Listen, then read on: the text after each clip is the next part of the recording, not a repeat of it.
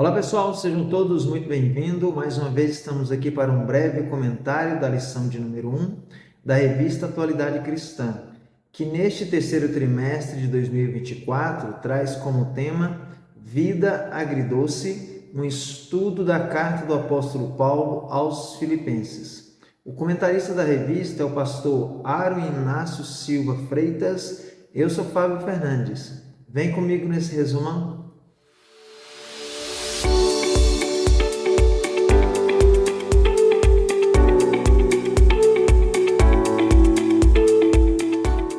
Pessoal, a lição de número 1 vai trazer como tema, título, Por que estudar a carta de Paulo aos Filipenses?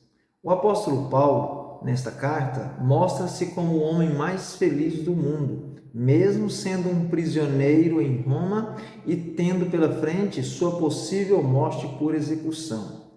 O livro de Filipenses nos revela, primeiro, o segredo da verdadeira felicidade, segundo, o homem que descobriu o segredo de uma vida agridoce, que é o mesmo que ácido e doce, amargo e doce, azedo e doce. E terceiro, o Cristo que ensinou o segredo da alegria de viver. A origem da cidade de Filipos, a sociedade de Filipos.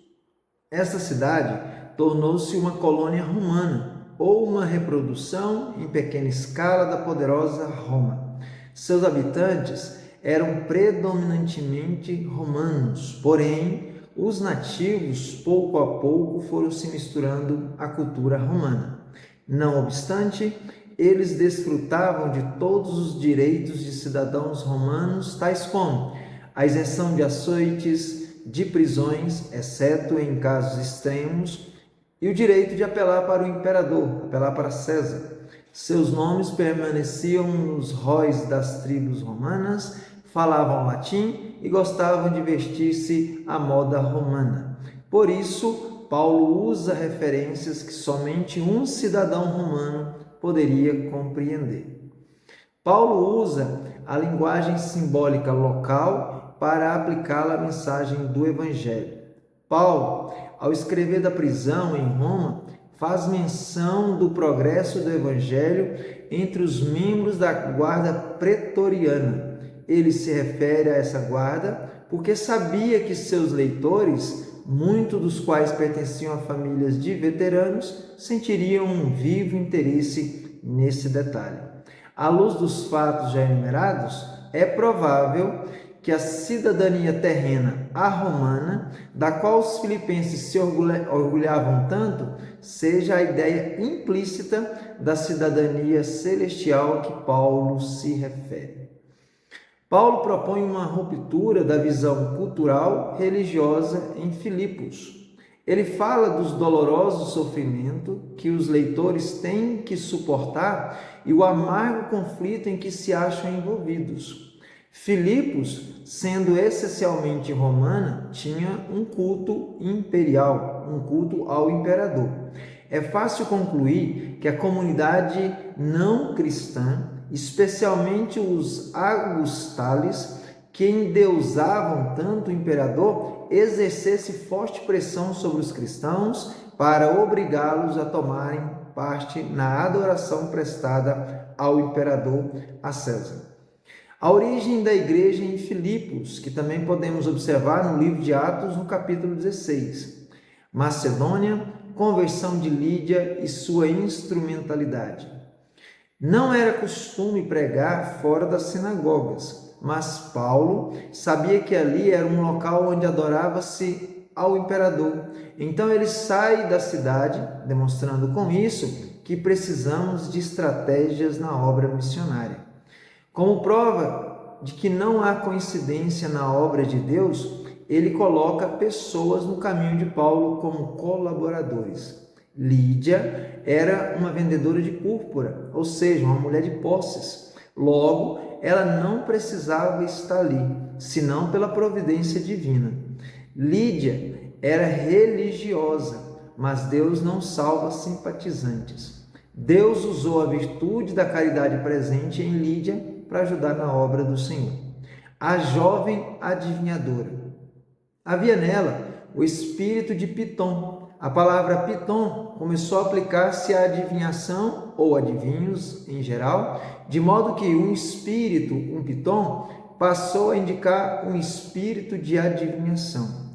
Paulo estava perturbado, pois sabia que não era algo espiritual. Quem tem o Espírito de Deus reconhece o que vem dele, o que vem do Senhor. Mexer no reino espiritual traz retaliação. Perturbador de costumes talvez seja o maior elogio para o crente, pois este é como sal numa ferida aberta. Uma igreja contribuinte, a igreja de Filipos. Não ficamos surpresos ao saber que quando Paulo, em sua segunda viagem missionária, proclamou o evangelho no próximo lugar, depois de Filipos, a saber, Tessalônica, ele foi consolado mais de uma vez pelas ofertas da igreja de Filipos. O mesmo aconteceu pouco depois, tornando possível a obra em Atenas e Corinto. A segunda visita de Paulo à igreja de Filipos e adjacências ocorreu durante a terceira viagem missionária na ida. Escrevendo aos Coríntios, ele louva ardentemente a generosidade das igrejas da Macedônia, entre elas, certamente, a igreja de Filipos, em contribuir para o socorro dos santos em Jerusalém. Propósito por trás da carta: um reconhecimento pela generosidade.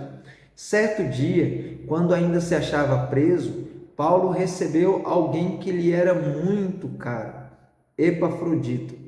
Este era um grande líder da igreja em Filipos. Ele fora enviado a Paulo como delegado daquela igreja. Trazia consigo uma generosa oferta dos filipenses. Provavelmente, quando o apóstolo recebeu aquela oferta, prontamente reconheceu a necessidade de ser grato, seja pelos lábios daquele que acompanharam Epafrodito em sua viagem a Roma e que imediatamente regressaram, ou seja, por meio dos outros que em poucos dias ou semanas vieram a viajar de Roma para Filipos. Provê a orientação espiritual de que a congregação necessitava.